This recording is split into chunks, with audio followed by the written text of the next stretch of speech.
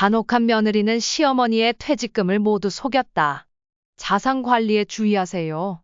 여러분은 자식들을 위해 헌신하는 삶을 살아오셨나요? 그렇다면 노후에도 자식들을 위해 어디까지 희생할 수 있으신가요?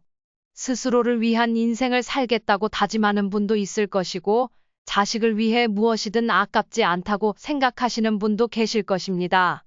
최근에 읽은 한 글귀가 마음에 깊이 와닿았습니다. 우리는 부모를 봉양한 마지막 세대이자 자식에게 부양받지 못하는 첫 세대이다. 아마 50대, 60대, 70대 분들은 이 말에 많은 것을 느끼실 것입니다. 세상이 바뀌었다는 것은 오래전부터 알고 있었지만 자식에게 봉양받는 것은 기대하기 힘들 뿐더러 오히려 자식에게 등골이 빨리는 부모들이 주변에 흔하다는 사실이 씁쓸합니다. 자식들을 키우느라 청춘을 다 바쳤지만 그 청춘도 모자라 노년기까지 자식 부양에 힘을 쏟아야 하는 시대가 된 것이죠. 여러분들의 노후는 안녕하신가요? 오늘은 한 어머니의 이야기를 들려드리려 합니다. 순이는 자식 하나를 두고 있었습니다. 그 자식은 결혼해서 가정을 꾸렸고 얼마 지나지 않아 권 씨의 남편은 병으로 세상을 떠났습니다. 그 일이 5년 전이었습니다. 세 식구가 함께 살던 집에 홀로 남겨진 권 씨는 마치 세상에 혼자 남은 기분이었지만 점차 그 상황에도 적응해 갔습니다. 오히려 이제는 남편과 자식을 위해 살아온 시간이 끝나고 처음으로 스스로를 위한 시간을 가질 수 있었습니다. 권 씨는 평생을 알뜰하게 살았고 나이 70이 다 되도록 남편과 함께 모은 재산이 적지 않았습니다. 그래서 아들을 장가 보낼 때 집 한 채를 해주고도 자신의 노후를 위한 돈은 충분히 남겨둘 수 있었습니다. 또한 남편이 남긴 보험금도 꽤 있었기에 굶어 죽을 걱정은 없었죠. 젊어서 고생을 많이 했어도 이 정도면 인생을 헛살지는 않았다는 생각이 들었습니다. 아들이 출가한 뒤 권 씨는 넓은 집에 혼자 살 필요가 없어져 고향으로 내려가 방 한 칸짜리 작은 아파트로 이사를 했습니다. 그곳에서 어렸을 적 동창들도 만나며 즐겁게 생활했죠. 그리고 통장에 넣어둔 돈으로 노후를 더 대비할 방법을 고민하던 차에 원룸 건물을 사둘까 생각했습니다. 이제 큰돈이 들어갈 일은 없을 것이고 매달 나오는 월세를 받으며 죽을 때까지 아들의 도움 없이 살겠다는 생각이었습니다. 자신이 죽으면 그 건물은 아들에게 물려줄 수 있을 것 같다는 생각도 했죠. 하지만 부동산에 대해 잘 몰랐던 권 씨는 그 문제를 아들과 상의하게 되었고 그것이 그녀의 인생에서 가장 큰 실수라는 것은 그때는 알지 못했습니다. 어머니, 재민 아빠한테 들었어요. 부동산 투자하시려 한다면서요? 명절이 아니면 찾아오지 않던 아들 부부가 갑자기 찾아왔습니다. 며느리의 눈은 반짝이고 있었습니다. 에이, 어머니. 요즘 누가 부동산을 사요? 부동산 관리도 해야 하고 가격도 계속 떨어지는데 돈 있는 사람들은 요즘 투자성 보험에 돈을 넣어요. 보험회사에 다니는 며느리는 복잡한 경제 용어를 써가며 채권, 펀드 등을 설명했지만 권 씨가 알아들을 수 있는 말은 많지 않았습니다. 엄마, 모르겠으면 그냥 재민 엄마한테 맡기세요. 그러면 몇 배로 불려서 받을 수 있다니까요. 몇 배로 불려준다고. 그런 거 위험한 거 아니냐? 어머니, 위험한 게 어디 있어요? 제가 어머니한테 위험한 걸 권하겠어요? 제가 회사 다니면서 그런 걸 모르겠어요? 권 씨는 며느리의 제안이 전혀 달갑지 않았습니다. 내가 이 나이에 재산 불려서 죽을 때 짊어지고 갈 것도 아닌데 라고 생각했죠. 그래도 어머니, 요즘 세상이 그렇지 않아요. 돈을 그냥 가지고 있으면 오히려 사라져버릴 수도 있다니까요. 어머니 노후까지 편하게 사시려면 그 돈으로는 부족할 수 있어요. 됐다. 나는 돈 쓸 데도 없고 보험이든 부동산이든 투자하지 않아도 이 돈이면 앞으로 4명 다 할 때까지 다 쓰지도 못할 것이다. 내가 물려받을 재산 때문에 그러는 거냐? 권 씨가 단호히 말하자 며느리는 약간 기분이 상한 듯 대답했습니다. 어머, 저희는 그런 거 생각도 안 해요. 어머니 재산을 불려서 평생 편히 쓰시라고 말씀드리는 거죠. 부동산 사셔도 저희는 달라고 안 해요. 옆에서 아들은 며느리의 눈치를 보았고 권 씨는 그 자리가 점점 불편해졌습니다. 하지만 끝까지 투자하지 않겠다고 버티니 며느리는 화를 참는 듯 가방을 들고 일어났습니다. 어머니, 그럼 저는 가볼게요. 권 씨가 대답하기도 전에 며느리는 문을 열고 나갔고 아들은 간다는 말도 없이 안절부절하며 며느리를 따라 나갔습니다. 권 씨는 그 모습을 보고 혀를 찼습니다. 아이고, 강아지도 아니고 쫄래쫄래 웬일로 오라고 하기도 전에 며느리가 찾아왔나 했더니 결국 돈 이야기를 하려고 했구나. 얼마 전 남편 제사 때도 바쁘다고 못 온다더니 하루 만에 불이 나게 온 것이 더 괘씸하게 느껴졌습니다. 저녁도 먹지 않고 그냥 가버린 며느리를 보며 권 씨는 씁쓸한 마음을 감출 수 없었죠. 이야기는 여기서 끝이 나는가 싶었지만 그 다음날 아들이 며느리 없이 다시 권 씨를 찾아왔습니다. 또 무슨 일로 왔니? 엄마, 어제 재민 엄마가 한 얘기 다시 생각해봤어요. 그 투자 얘기 말이냐? 안 한다고 했잖니? 그건 엄마가 잘 몰라서 하는 말이지. 엄마, 그런 거 잘 알아야 돈을 벌지. 됐어. 엄마는 그런 거 필요 없다니까 왜 자꾸 이러는 거야. 차라리 건물 한 채 사서 내가 죽으면 너 가져라. 그러자 아들은 오히려 권 씨를 매정한 사람 취급하며 서운하다는 듯 말했습니다. 엄마, 내가 엄마 돈 때문에 이래요? 정말 서운하네. 전혀 위험한 거 아니고 나중에 엄마가 낸 돈은 그대로 돌려받고 수익은 따로 받는 거예요. 글쎄, 엄마는 그런 거 잘 모른다니까. 그러니까 잘 아는 재민 엄마한테 맡기라는 거잖아요. 가족인데 엄마한테 안 좋은 일 할까봐 그래요? 그건 당연히 아니겠지. 그런데 그게 재민 엄마한테도 좋은 거냐? 실적이 올라가니까 좋은 거지? 당연히 좋죠. 아들의 집요한 설득에 권 씨는 결국 두 손 두 발 다 들게 되었습니다. 그래서 얼마를 달라는 거냐? 투자금은 많으면 많을수록 좋아요. 그래도 통장에 어느 정도 돈은 있어야 엄마도 생활을 하지. 엄마 연금 나오는 걸로 쓰고 계시면 돼요. 금방 불려서 드릴게요.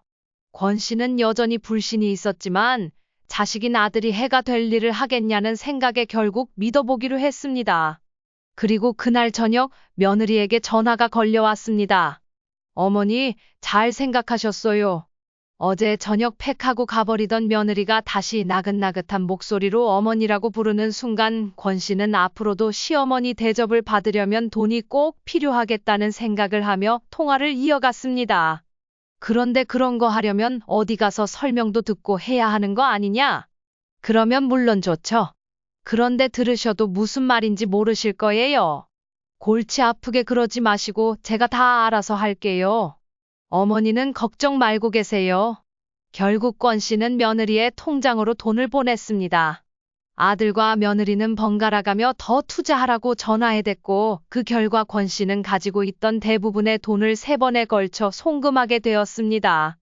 워낙 검소했던 권 씨였기에 통장에 있던 돈이 없어졌어도 처음엔 생활이 크게 달라지지 않았습니다. 하지만 몇 억이나 되는 돈을 맡기고도 마음 편히 잠을 자지 못하던 성격이었던 권 씨는 간간히 아들이나 며느리에게 전화해 어떻게 되어가는지를 물어보곤 했습니다. 어머니, 고수익이 나오고 있는데 시간이 좀 걸려요. 금방 큰 돈으로 불리긴 어렵습니다. 처음에는 금방 수익이 날 것처럼 말했던 며느리가 시간이 걸린다고 하니 권 씨는 불안해졌습니다. 아들과 며느리가 평소보다 살갑게 권 씨를 챙기며 손자와 함께 주말 외식을 하기도 하고 허리가 아프다며 안마의자를 선물하기도 했지만 시간이 흐르며 답답함이 커져갔습니다. 1년이 다 되어가도록 수익이 나는지 언제쯤 얼마나 생길지 구체적으로 말해주지 않으니 점점 불안해졌습니다. 어느 날 권 씨는 며느리에게 돈을 빼고 싶다 고 넌지시 말을 꺼내보았습니다. 어머니, 지금 빼면 손해가 너무 커요. 그렇게 할 거면 처음부터 투자를 안 하는 게 낫죠. 손해가 얼마나 되는데? 반토막 난다고 보시면 돼요. 아니, 위험한 게 아니라더니 그럼 이게 뭐가 안전하다는 거냐? 위험해서가 아니라 지금은 복잡한 상황이에요. 절대 빼시면 안 됩니다. 며느리의 말을 들으며 권 씨는 한두 푼도 아닌 돈을 쉽게 돌려받을 수도 없는 상황이었기에 답답함이 더해졌습니다. 그러던 중 권 씨는 자주 어울리는 친구를 만나게 되었습니다. 시골에서 땅도 있고 자식도 잘 키워 말년에 편히 사는 친구 중 한 명이었습니다. 친구와 대화를 나누던 중 권 씨는 자신의 초라한 모습과 친구의 화려한 금팔찌, 금목걸이로 치장한 모습을 비교하게 되었습니다. 통장에 돈도 없고 나이 들어버린 몸에 의지할 것도 없어진 권 씨는 심적으로 위축되었습니다. 전에 건물 산다고 하더니 왜 이렇게 초라하게 사냐는 친구의 말에 권 씨는 웃음으로 받아치지도 못했습니다. 그때 친구들이 제주도 여행을 계획하던 이야기를 듣고 여행 비용을 걱정하게 된 권 씨는 여행을 포기할 수밖에 없었습니다. 친구들은 권 씨가 단칸방에 살며 검소하게 사는 것을 이해하지 못했으며 모르는 사람이 보았을 때는 노후 준비를 하지 못한 가난한 노인으로 보일까 두려웠습니다. 그로 인해 권 씨는 더 이상 이렇게 살아서는 안 되겠다고 결심했습니다. 집으로 돌아온 권 씨는 며느리에게 전화를 걸어 손해를 보더라도 상관없으니 투자금을 돌려달라고 말했습니다. 그러자 며느리는 불같이 화를 냈습니다. 지금 빼면 손해본다고 말씀드렸잖아요. 한번 하셨으면 믿고 기다리셔야지 왜 자꾸 돌려달라고 그러세요? 제가 그 돈 훔쳐갔어요? 그게 아니라 그 돈이 언제까지 묶여 있어야 되는 건지 어느 정도 돈이 나와야 내가 생활을 할 수 있지 않겠니?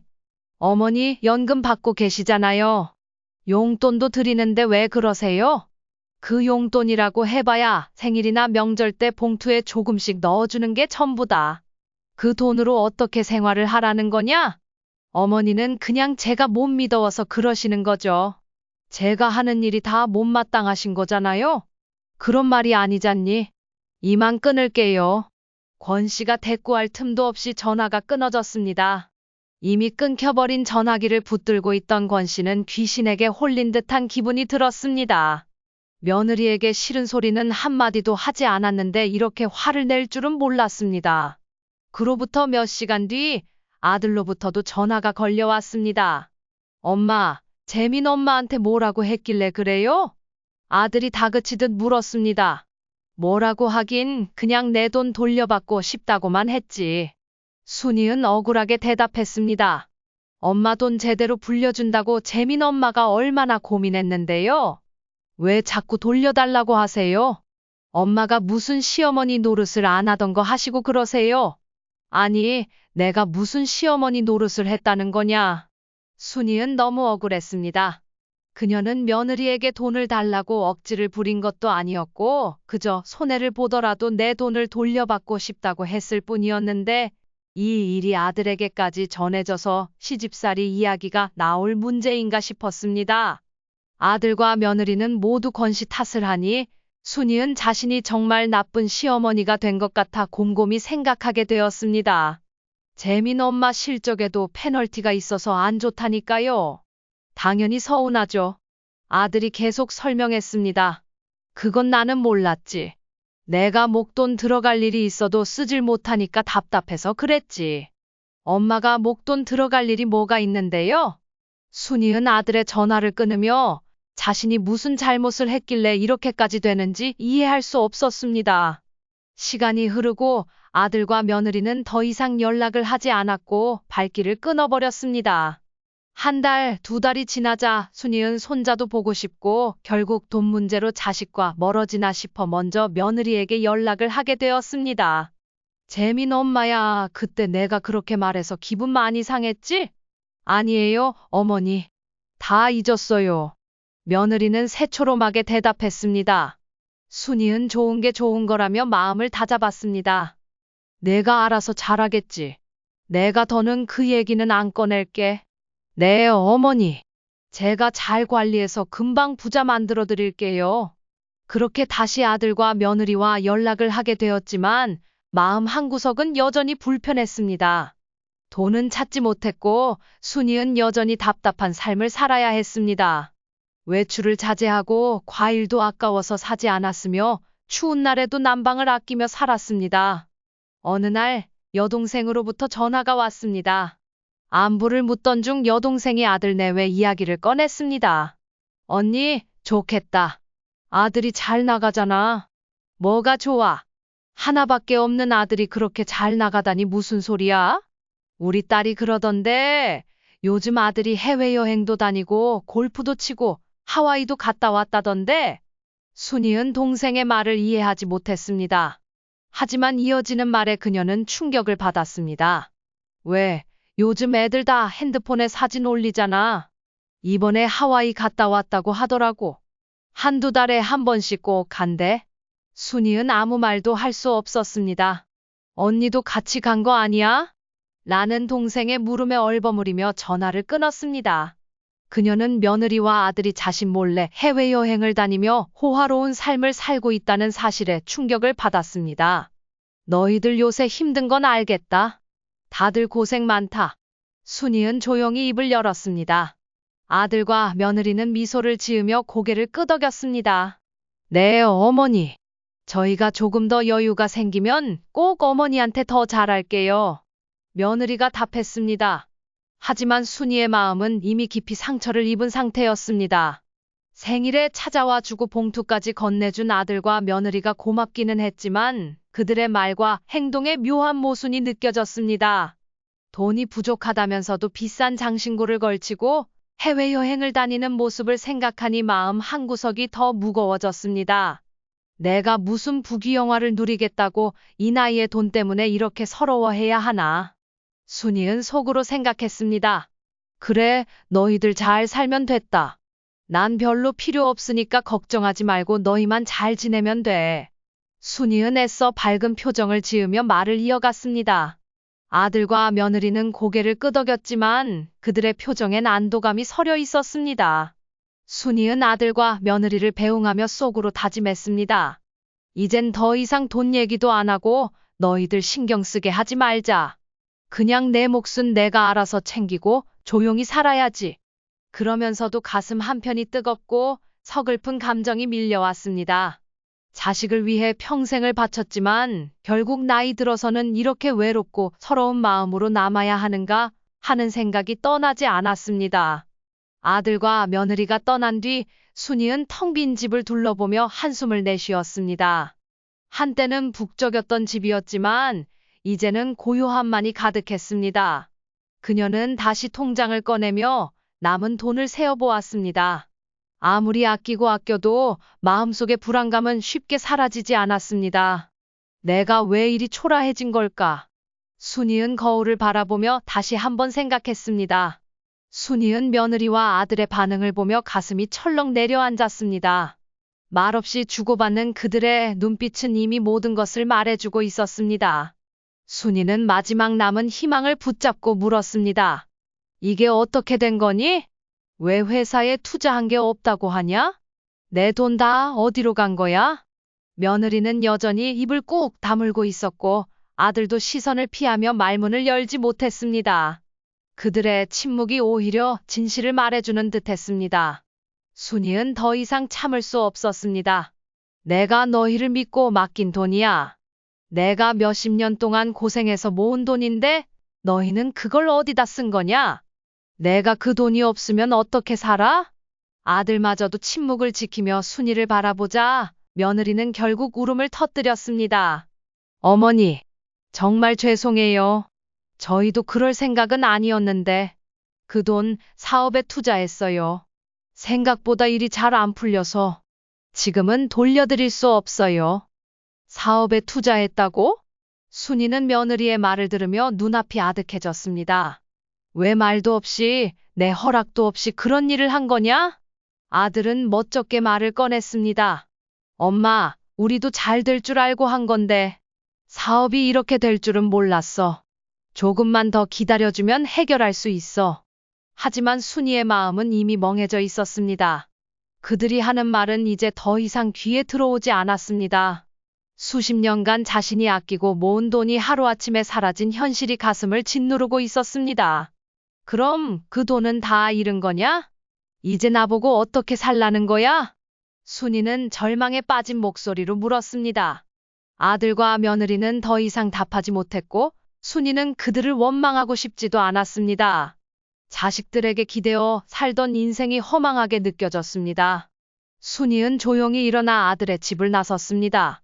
집으로 돌아오는 길 그녀의 머릿속에는 오직 한 가지 생각만이 맴돌았습니다. 이제 더 이상 자식에게 기대서는 안 되겠구나. 순이은 아들과 며느리의 말을 듣고 절망감에 빠져 울분을 터뜨렸습니다. 자신이 평생을 고생하며 모아둔 돈이 아무런 허락도 없이 자식들의 사치와 손자 유학 자금으로 사라진 사실을 알게 된 순간 그녀는 더 이상 어떤 기대도 가질 수 없었습니다. 내 돈 어디 있니? 순이는 마지막으로 아들에게 물었지만 그들의 대답은 차가웠습니다. 엄마, 일단 진정하세요.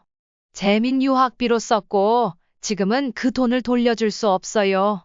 순이는 믿기 힘든 표정으로 물었습니다. 그러면 내 돈은 다 어디로 갔다는 거니? 며느리는 더 이상 숨기지 않고 털어놓았습니다.